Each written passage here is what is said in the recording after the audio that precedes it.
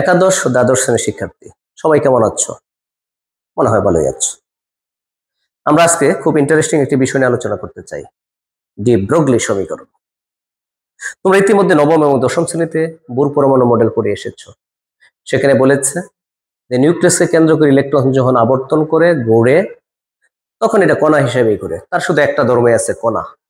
কিন্তু de Broglie বলেছে no, এর দুটি ধর্ম আছে, একটি হলো কণা আর একটি হলো তরঙ্গ। এখন তোমার ডেফিনেটলি বুঝতে হবে কণা কি, তরঙ্গ কি। কণা হলো বস্তুর ক্ষুদ্রতম অংশ, কণা। আর তরঙ্গ সেটা হলো শক্তি নিয়ে ছড়িয়ে যায় চারদিকে। একটা ভালো একটা এক্সাম্পল যদি তোমাদেরকে দিতে চাই, তুমি একটি ঢিল পুকুরে মেরেছ, মারার কারণে সেটা কিন্তু পুকুরে একটা ঢেউ সৃষ্টি করেছে। যে ঢিলটা মেরেছ সেই ঢিলটা হলো কণা, আর যে ঢেউ সৃষ্টি হয়েছে সেটা কিন্তু তরঙ্গ। অর্থাৎ ঢিল ছোড়ার পরে এটা ছড়ানোর জন্য তরঙ্গটা শক্তি সঞ্চার করে কিন্তু এগিয়ে গিয়েছে, প্রসিড করেছে। তাই দেখো, নিউক্লিয়াসকে কেন্দ্র করে ইলেকট্রন যখন আবর্তন করে, তখন বিজ্ঞানী বুর বলেছে এরকম বৃত্তাকার পথে আবর্তন করবে। কিন্তু ডি ব্রগলি বলেছে যে নো, এটা তরঙ্গ সৃষ্টি করে সামনে প্রসিড করবে। দেখো এই যে কম্পন তরঙ্গ সৃষ্টি করেছে, এই যে তরঙ্গ, এটা হলো ইলেকট্রনের চলার পথ, এটা নিউক্লিয়াস। তাহলে ইলেকট্রন যখন নিউক্লিয়াসকে কেন্দ্র করে আবর্তন করবে তখন দুটি ক্যারেক্টারিস্টিক্স থাকবে, একটি হলো কণা আর একটি হলো তরঙ্গ। এটা সমীকরণের মাধ্যমে আমরা এস্টাবলিশ করতে পারি।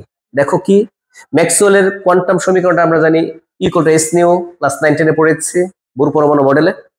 আইনস্টাইনের থিওরি অফ রিলেটিভিটি একটি সমীকরণ আছে, সেটা তুমি জানো, ই সমান এমসি স্কয়ার। এই দুইটা যদি ই ইকুয়াল টু হয় তাহলে এখান থেকে ইলাবোরেট করে আমরা পাই lambda equal to H M V. অর্থাৎ এখানে সি আলোর বেগ, সি ইকুয়াল টু ভি ধরেছি। অতএব তুমি জানো এইচ হলো প্লাঙ্কের ধ্রুবক।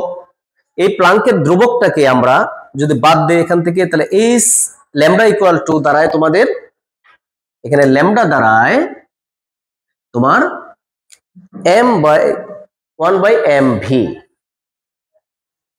অর্থাৎ তরঙ্গ দৈর্ঘ্য ভর বেগের ব্যস্তানুপাতিক।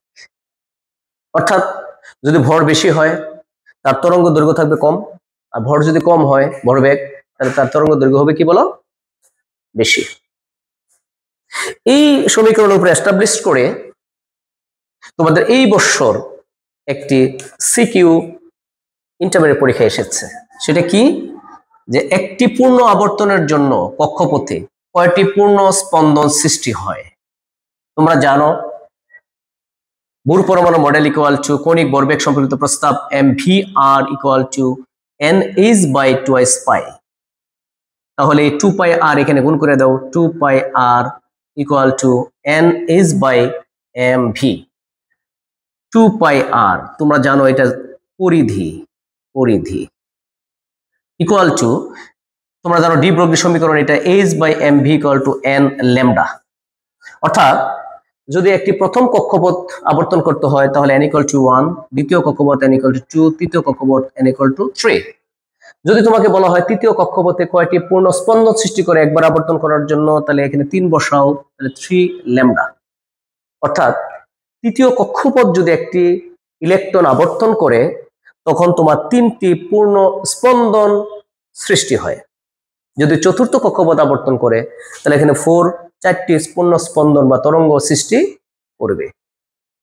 এভাবে তোমরা ইজিলি ডি ব্রগলি সমীকরণ ব্যবহার করে কয়টি পূর্ণ স্পন্দন বা তরঙ্গ সৃষ্টি করে সেটা কিন্তু ডিটারমিন করতে পারো।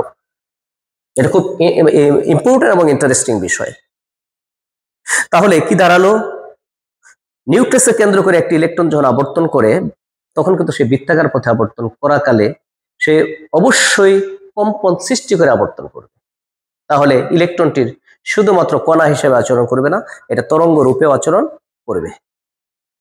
আমার এই ভিডিওটি যদি তোমাদের ভালো লেগে থাকে তোমরা বেশি বেশি শেয়ার করবে, লাইক এবং কমেন্ট করবে। সবাই ভালো থাকবে, খোদা হাফেজ।